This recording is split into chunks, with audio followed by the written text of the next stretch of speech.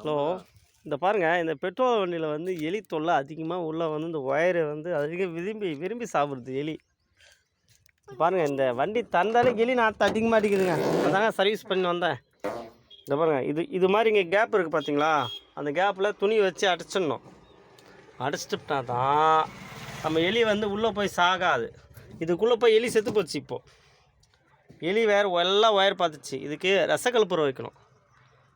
புது வண்டி வாங்கினாலோ இல்லை நம்ம இது மாதிரி ஒயரிங் கட்டு அதெல்லாம் வந்து எலி அதிகமாக சாப்பிடுவோம். அதெல்லாம் நம்ம என்ன பண்ணோம், ரசக்கலப்புரை வச்சு விடணும். ரசக்கலப்புரை வைக்கணும். வண்டிக்கு ரசக்கலப்புரை வச்சுட்டோம்னா அதை பாருங்கள், எலி எப்படி கடிச்சு வேலை பார்த்துச்சு பாருங்கள். ஒயர்லாம் கடிச்சிச்சுங்க. பாருங்கள், ஒயர்லாம் கடிச்சு நார் தூரமாக தொங்குது பார்த்தீங்களா? உசாராக பார்க்கணும். எலிகிட்டு இருந்து நம்ம இதை வண்டி பாதுகாக்கணும். ஒரே இடத்துல நிறுத்தக்கூடாது. 2 நாளுக்கு மேலே ஒரு இடம் நிறுத்தக்கூடாது. வேறு இடத்துல மாற்றி நிறுத்தணும்.